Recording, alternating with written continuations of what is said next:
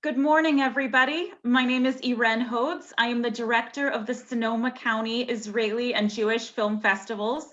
We are so honored today to have Christine Gunther here.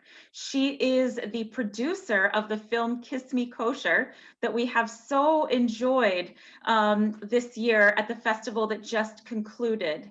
And we unfortunately, the director, Shirel Peleg, is on site right now filming her next project and had only a very short window and had to not be able to be here today. That said, I spoke with her a few hours ago and I was able to record a short interview with her.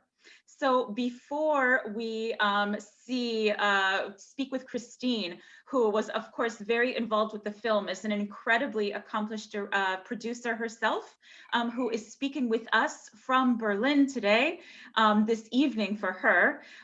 We will watch a short film of my interview this morning with Shirel. I just want to let you know that this interview, you might see a delay in the image, but I'm told you can hear it very well. So just bear with me, and you can type a little comment in there. The way this is going to work this morning is please feel free to type your questions in the chat box and I will present them to Christine after we watch the short interview with Shirel. So just to remind you, Kiss Me Kosher was this wonderful romance comedy that took place in Tel Aviv and all over Israel, that starred a couple, an Israeli woman and a German woman, who have a whirlwind romance and become engaged, although there's a little bit of conflict there. And 3 generations with a grandmother, the parents and the family, and then the young couple, and a sort of adventure that happens in the film. And I'll leave it at that so that you guys can ask questions. I know that you all have seen the film, or I hope that you have at the film festival. So without further ado, I'm going to share the interview with Shirel with you, and then we'll take questions from Christine. And again, I apologize if there are any technical delays in the image, but the sound, I'm told, will work.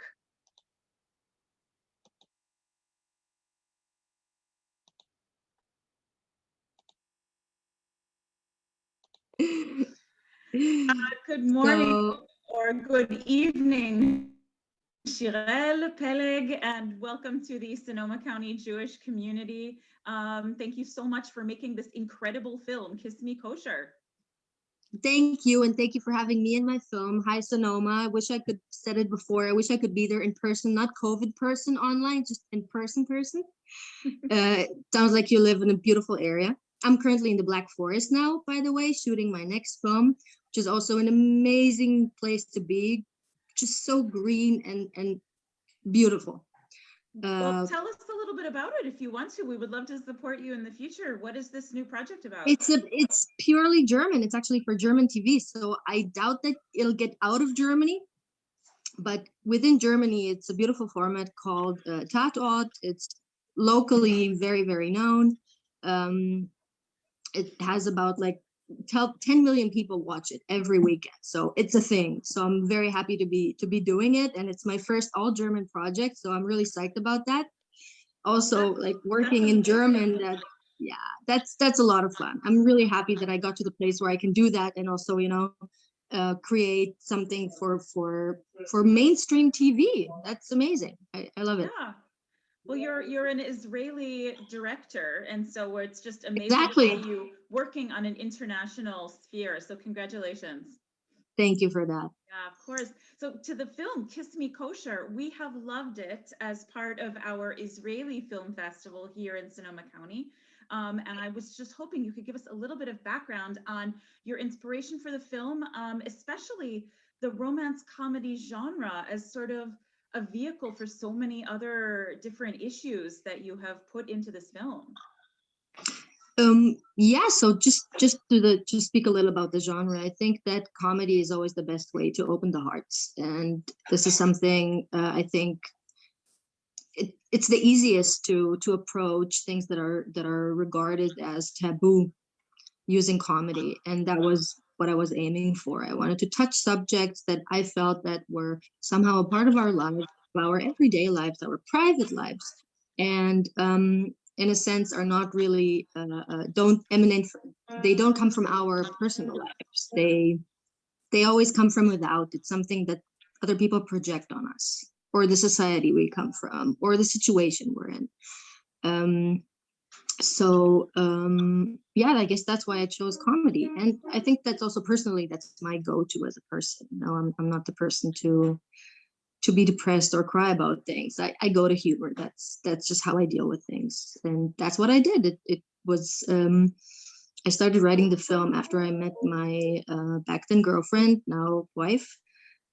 So it was the way I found to deal with the situation of every possible cultural clash that I had to experience. Yeah. Were there parallels between your relationship and your personal experience direct to the script? I mean, I don't know about you personally, but is there a German element to your personal life that affected the film? Yes, my wife is German, so that is very much like in the film, and many conflicts in different ways. You know, it was adapted to be a comedy, but I think the essence of the conflict is something that I felt in my personal life, and I had to deal with trying to build a life with my wife, and we managed due to a good amount of humor, I imagine. It's interesting to see Israel from the eyes of an outsider, and not just like American Jews, as most of us know that we come on trips and we try to find our own cultural heritage, but as somebody who might have a Christian background or a non-American background, and how they relate to Israel and what they might encounter there. Yeah, I think that was also a very big part of me wanting to make the film. Um, just having the opportunity to point the finger at how horrible it might be to someone that is trying to find, you know, their own little corner in this world that is very much defined by our heritage in the end. And it's very tribal. You're either a part of the tribe or you're out and you're not allowed in. It's not like live and let live. It's either you play by our rules or ciao. And this is something that I felt for the first time when I met my partner, and I was shocked by it because I had no idea it was that relevant. You know, I thought we're all liberal people. I am surrounded by people who are well traveled, well read, and suddenly all I have to do is to fall in love with a German from a different culture and religion, and suddenly I'm in the Middle Ages in this like shtetl feeling, you know. I keep on translating from German. I realize now it's horrible. It's so okay. It's okay. yeah, so that was a shock for me, and the film was a way to deal with that. Have you found that there was a similar experience to you in Germany, or being welcomed in a German society? Have you thought of making an Israeli type perspective film in, you know, Hebrew German about being an Israeli abroad? I really didn't feel like the experience of being a foreigner in a new country was what I felt. I didn't feel like a Jew or an Israeli in this context, I have to say, because I came to Stuttgart, which is a city that is full of immigrants, I think above 20%, and a very well off community. And I just felt different, but it wasn't because I was Israeli or Jewish. It was just that because I was a foreigner. And this is something that I also deal with. I wrote, I'm working on a series in that direction, but it's not about being an Israeli in Germany. I think there wasn't a big Jewish community, or isn't a big Jewish community where I lived in Stuttgart when I came to Germany. So I didn't feel like that was my issue. I don't know. I was mainly a foreigner, not a Jew or an Israeli in that context. Funny enough. And now when I moved to Berlin, I was already so many years in Germany, so I didn't feel like a foreigner. Just moved a city. Understood. Can you talk a little bit about LGBTQ issues in Israel right now and how you see them compared to how they might have evolved in recent years? Because what struck us so much and that I hear over and over again is the normalization of the whole LGBTQ relationship, that is just the given in the film and everything else is sort of highlighted, but it's very refreshing to see that this is the norm and it's not criticized. It's just the accepted truth of it, and how true that might be in Israel right now. I don't think it's true anywhere in the world, to be honest. It's more, it was my wishful thinking. And when you get to make a film and you have the right partners and you can create the reality you wish to have, so that's what you can do. And that's the power that was given to me, and something that was very important for me to try and see if it's even possible, just to have two women want to be together and everything else is the issue but that. And that takes us back to the issue of also being in this kind of mainstream genre, which is the rom-com. Wanting to do a rom-com was also a big part of just trying to bring things that usually don't belong in the mainstream into the mainstream. It could be a regular rom-com, and this is why I try to hit every point that you would have in a normal rom-com, just to put two women then and show, you see, it works. So it doesn't have to be about that, because being a lesbian, you don't want to be a lesbian all the time. You don't want to talk about it all the time. This is not my issue in life, you know. It was an issue growing up, but that's already many years ago, and that's not what I do on a daily basis. And I want it to be as visible as anything else without being the thing that everyone needs to run around and fuss about. And I'm happy that it worked out, because it just comes to show that it can be normal. I don't think it is. We're not there. The world, it's just not there yet, but we're hoping to get there. And I have to say that it's your wishful thinking it's useful in the world of cinema, that when you have this wishful thinking as your baseline, if it is your norm, it may very well be manifesting itself in the world.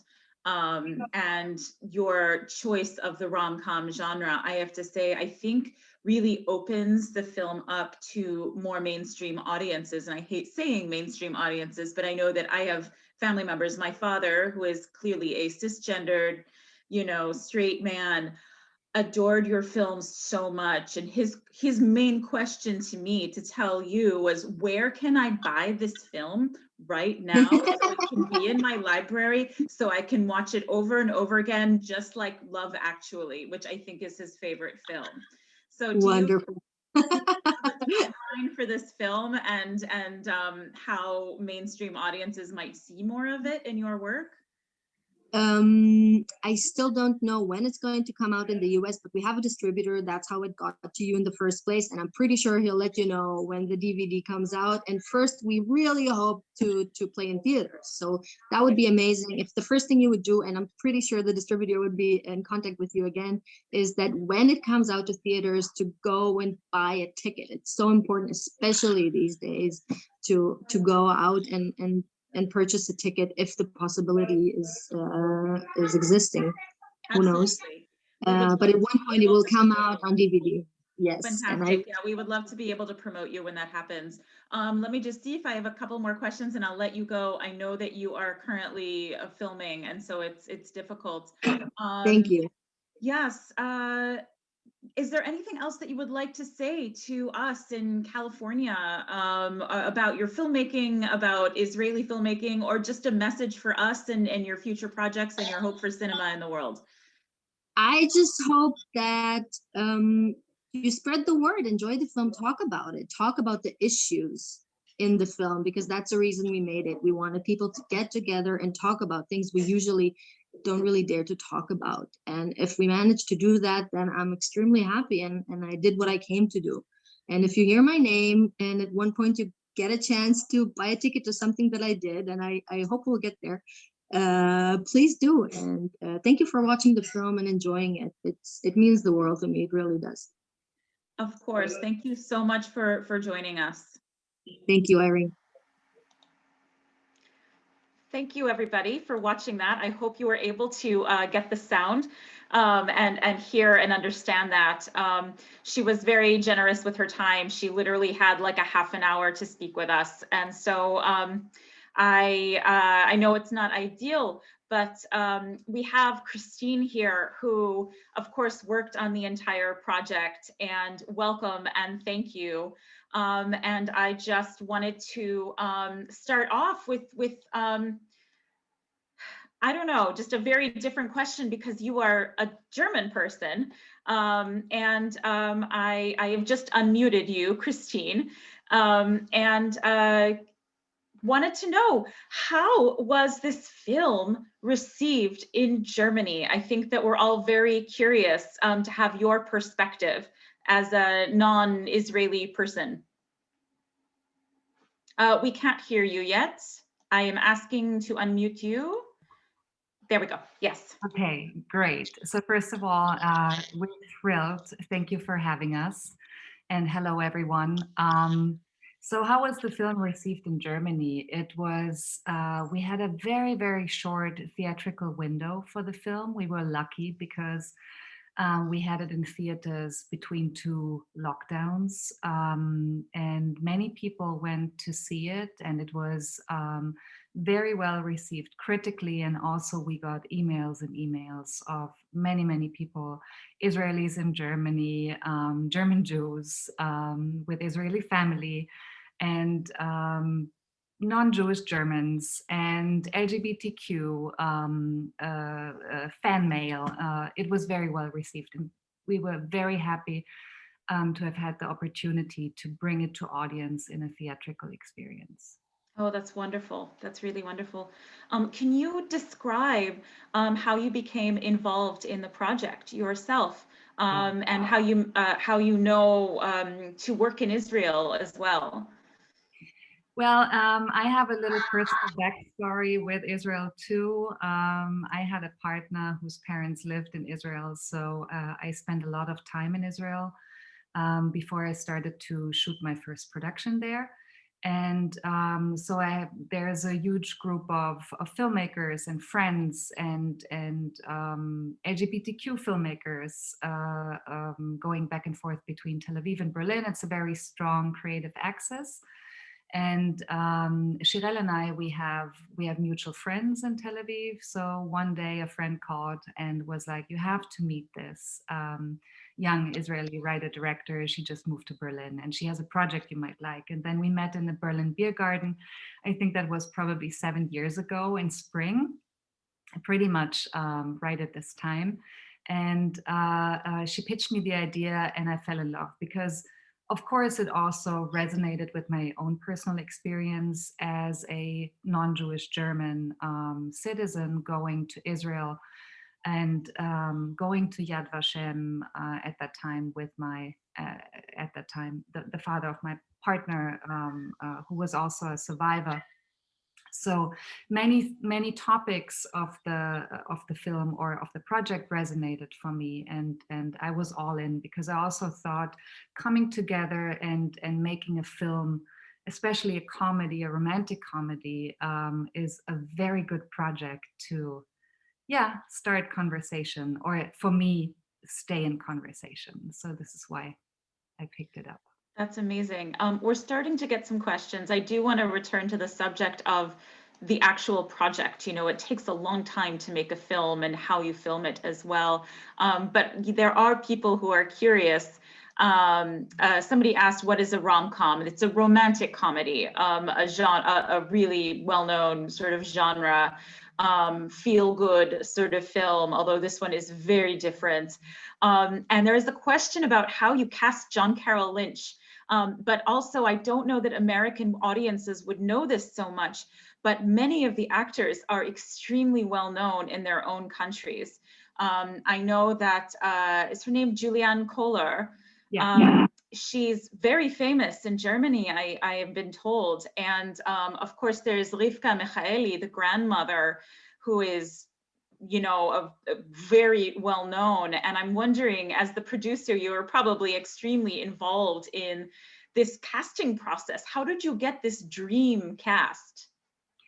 Well, it all starts with amazing material. So you have a script that talent wants to work with. That's the foundation. And so we also had very well connected and passionate casting directors working in each country. We work with a New York based casting agent for the US part and Israeli casting agent for all the Israeli parts, and of course in Berlin with a casting agent for the German parts. And they all came together, which is also not necessarily usual that you have three casting directors working on one film.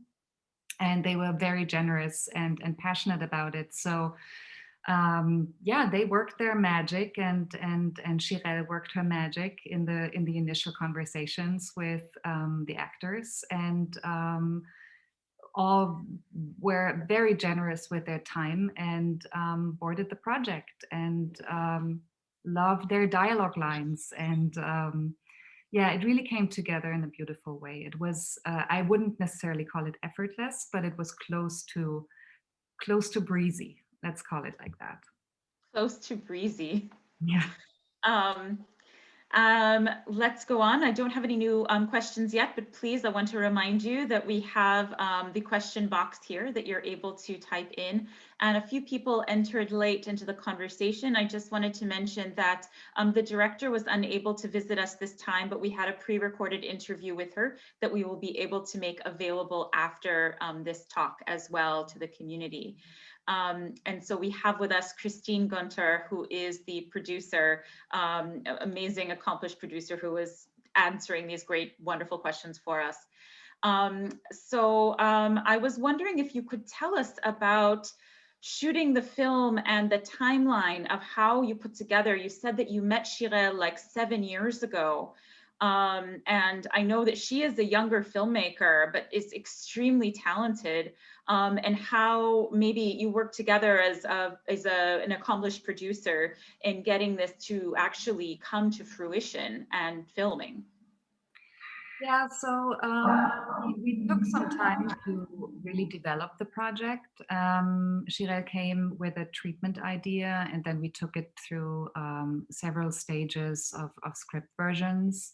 And then we were lucky enough to find funding in Germany to develop a shooting version of the script, which we took out to financiers. And then also German TV as a co-producer boarded the project, and then more funding in Germany.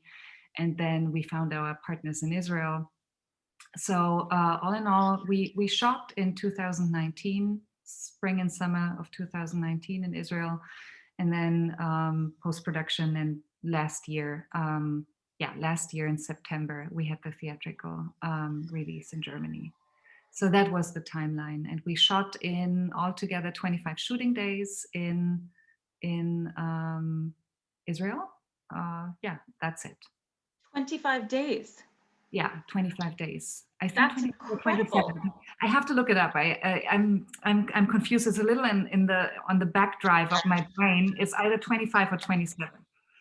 That seems like an incredible timeline. I know that it takes years to find the funding for a film, but I know that we've spoken with some directors who say they take between 1 and 2 months to film a film, and this one is certainly substantial. We see so much of Israel in different locations, and how crammed that must have been to be able to do it so quickly. Yeah, it's also not. I mean, it's not for a first feature, and it was Shirel's first feature. It is considered to be a generous amount of shooting days. So it's not many features, and I don't necessarily think that is a good thing. It's just a reality. Are shot in like 18 to 20 days, depending on of course the financing. So, but it still was not much time for what we wanted to accomplish. Also, a lot of dialogue, a big ensemble of actors. But we had a very invested and passionate team, and we pulled it off. Yeah. I'm wondering if we can talk a little bit about the issues. You know, Shirel talked about how she chose this romance comedy genre in order to bring more serious topics into into fruition and to speak about them. And I have to say, it was an interesting viewing experience to see a German perspective and talk about the past and the war and things that are very not politically correct. And that as I am half Israeli, and so I have seen grandparents and people in that generation and how they speak.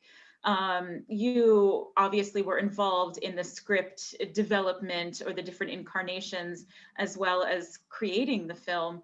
I'm not exactly sure, but how you thought of this, how you, what the German perspective is in first arriving in Israel, even personally, and how you feel with how Israelis treat you in that view, and many different, I suppose, different people react in different ways.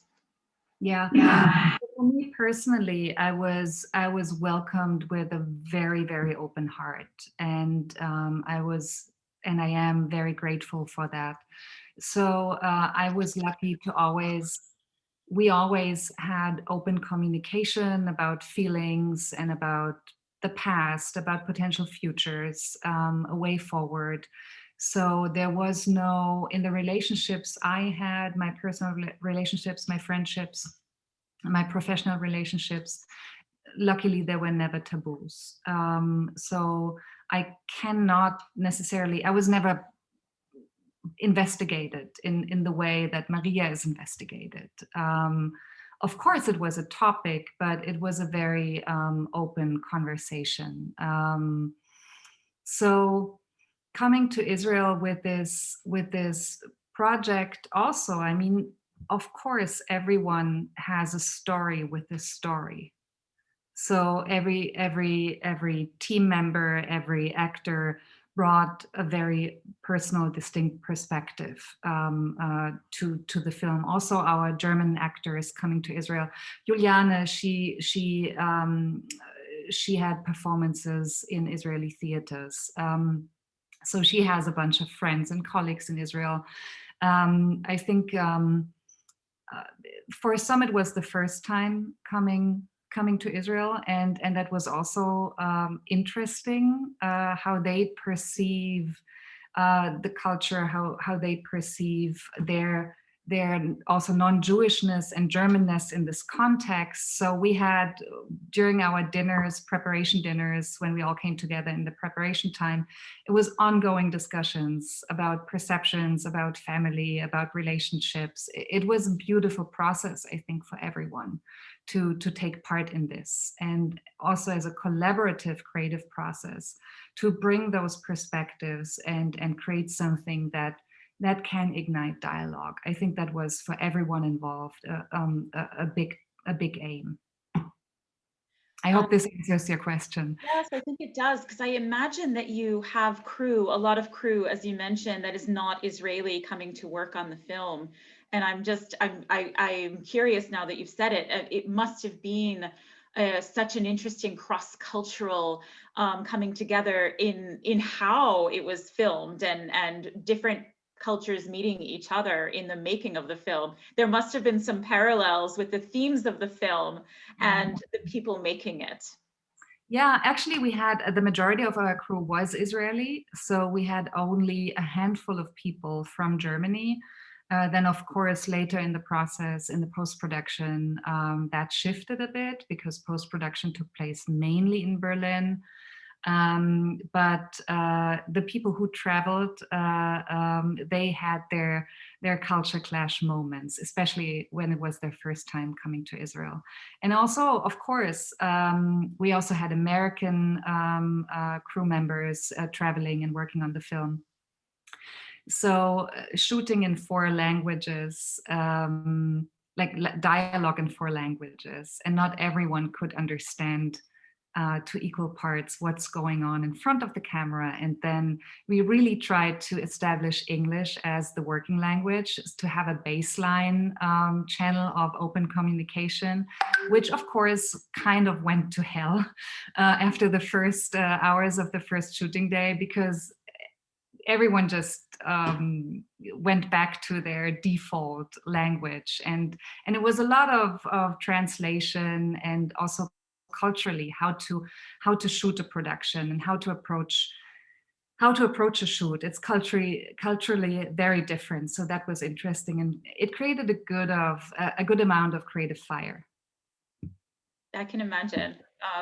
Yeah. I also wanted to ask, we do have a question about John Carroll Lynch, who I don't even know if he's Jewish, but he's embodying a character who is like a Jewish, even a settler, who is so proud of being who he is, and being the patriarch of a Jewish family as well. He did a lot of research, and Shirel really fed him many YouTube videos and news snippets and background information about about Americans living as settlers, or in bicultural relationships, but then deciding to move over the Green Line and being a settler. And it was, I guess, also a very interesting experience for him. I imagine it must have been. And I just want to read a few questions that we have coming in. Were there any cross-cultural communications that brought people of different backgrounds on the film closer together or allowed them to laugh together?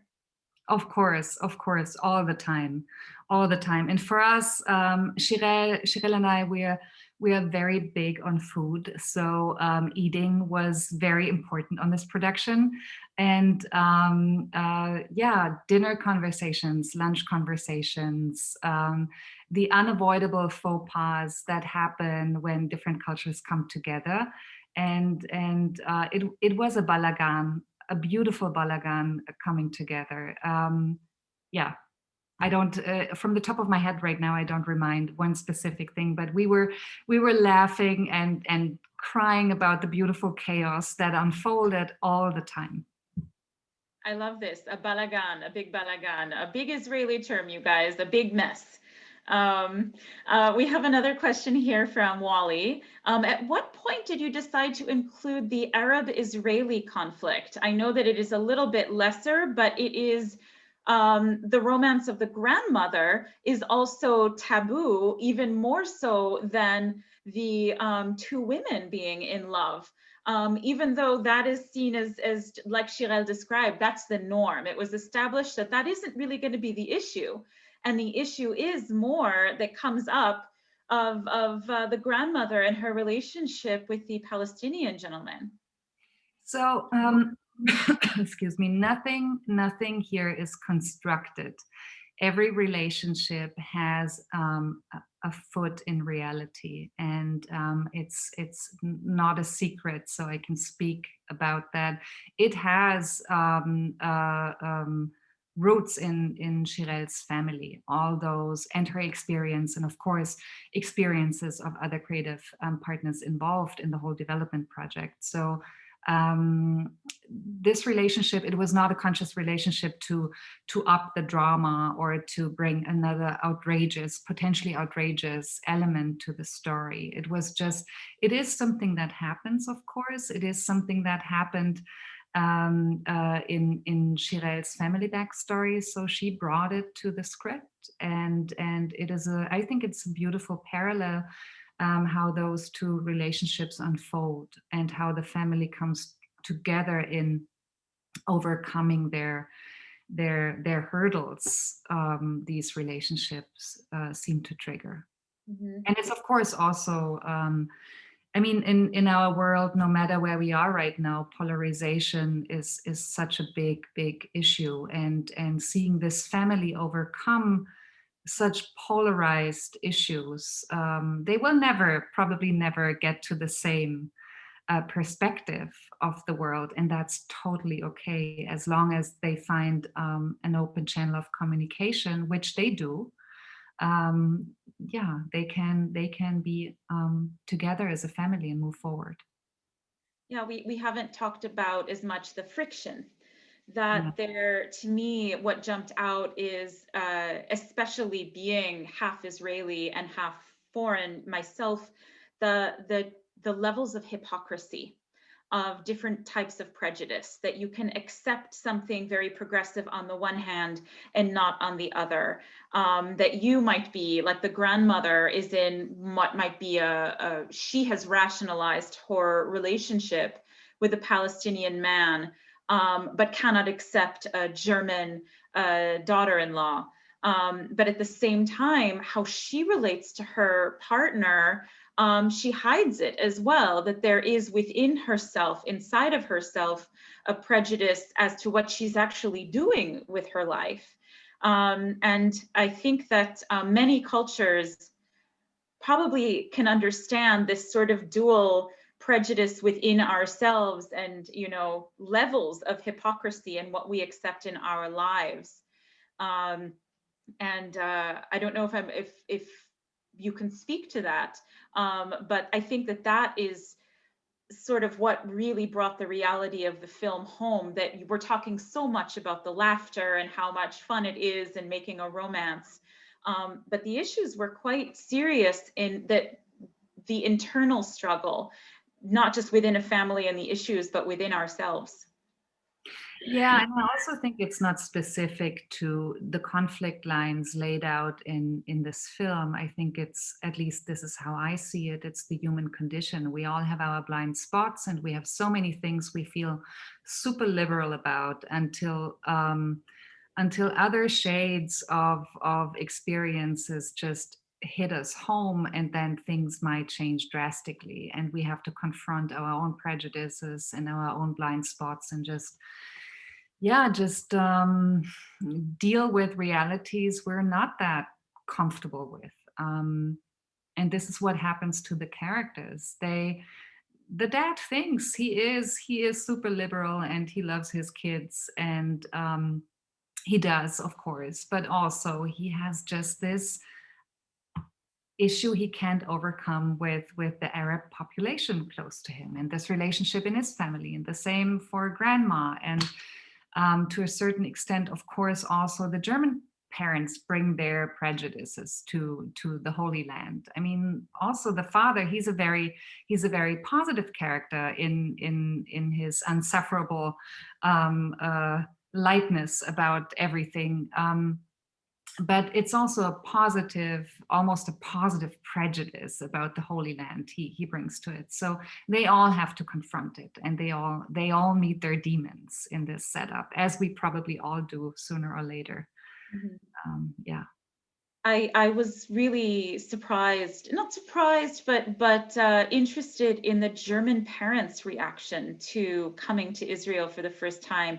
We know that their daughter, Maria, has been with an Israeli woman and has probably a little bit more insight into coming to Israel, even though she is German and foreign, but their coloring and being of their generation, closer related, their parents were alive in the war, and how they have absorbed how they feel and should behave towards Israelis was very interesting to see. It wasn't something that I was really familiar with.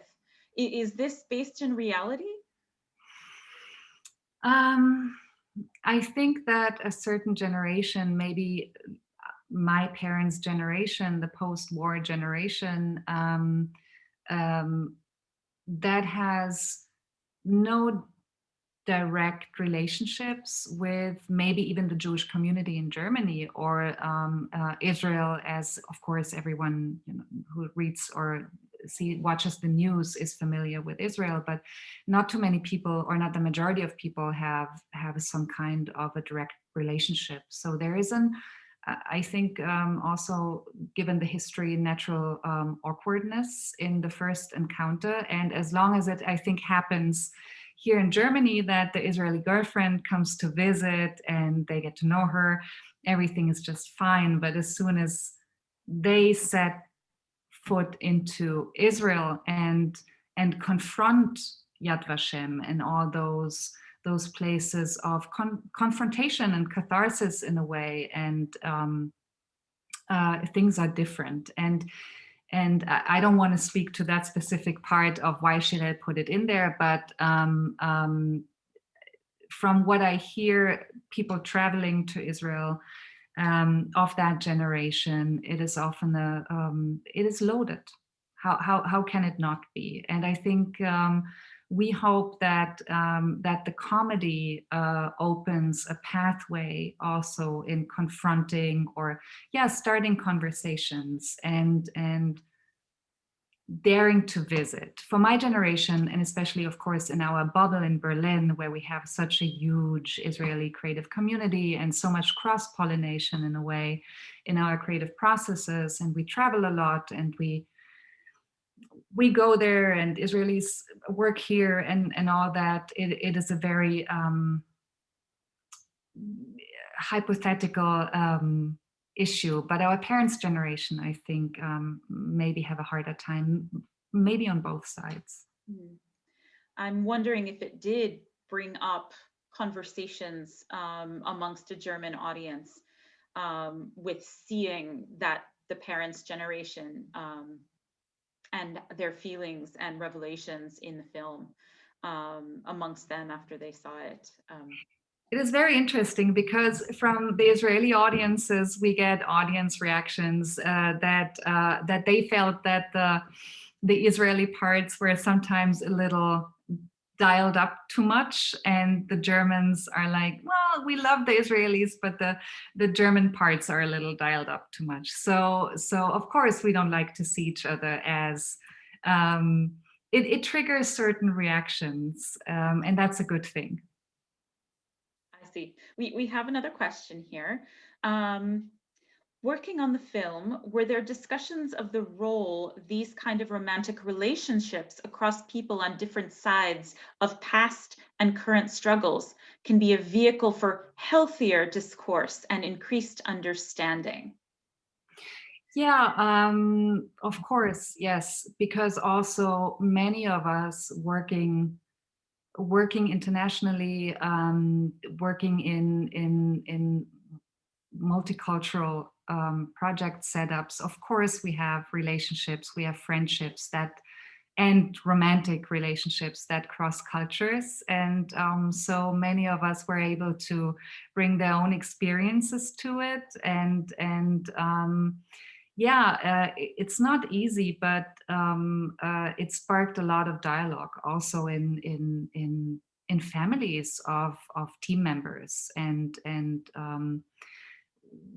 we are all in touch now that the project is finished and distributed. So we also get little ripples of what happened after the film released, and after the family members of crew members could watch it. So yes, for us personally, also as creatives, it had certain ripple effects. Yes. Yes. We have a couple of logistical questions, and then I think that we will wrap things up. I'd love to, if you have any projects of your own that you're working on or would like to share, we'd love to know where we can see your work as well. But I have a question from somebody. We do have a few people from around the country and the world. Is the movie being shown, or has it been shown in Israel? And I know that the title has been changed once or twice. Do you know what the title is in Hebrew by any chance? I can't tell you right now what it is in Hebrew.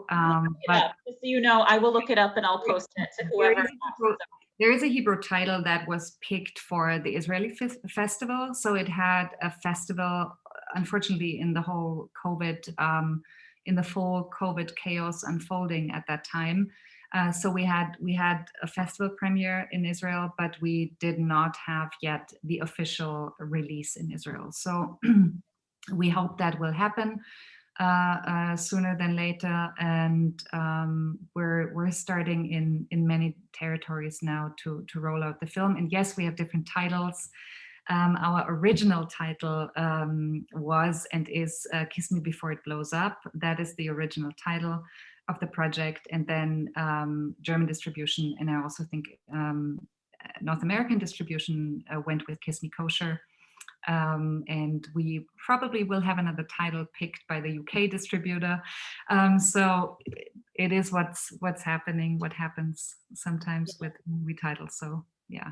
I actually remember I did some research. I speak Hebrew, so I listened to an interview. I think it was called, for the person who asked, Chatunaim Safta. I think it was Wedding with Safta. Yes, that was it. Safta. There we go. Yeah. So if it comes back to Israel, it might be something related to Chatunaim Safta, for the people who live in Israel and are on the call. Christine, I really want to thank you for your generous time in meeting with us today. Are you working on anything now? I know it's COVID times, but do you have any current projects or anything being released that we might be able to see, or anything on TV in the States now? So we have another project. We are currently preparing for a release. We're starting in the festival circuit very soon. It is called The Most Fearless, and it's a documentary project about Bangladesh's first female surfer. And we are working on more, of course, on more projects, TV projects, serial projects, and features. And we hope to go into production with another project of an Israeli director very soon, and hope it materializes even in times of COVID. And as soon as it is far enough down the process, we'll definitely let you know. Well, we would love to keep in touch and help you with these films if we can. And the name again was The Most Fearless? The Most Fearless, yes. The Most Fearless. We will remember that. And that should be coming out soon in festivals? Yes, and it's a San Francisco-based director. Yeah. Oh, wonderful. Then we will definitely keep our eyes open and let you know about it. Christine, thank you so much for your time.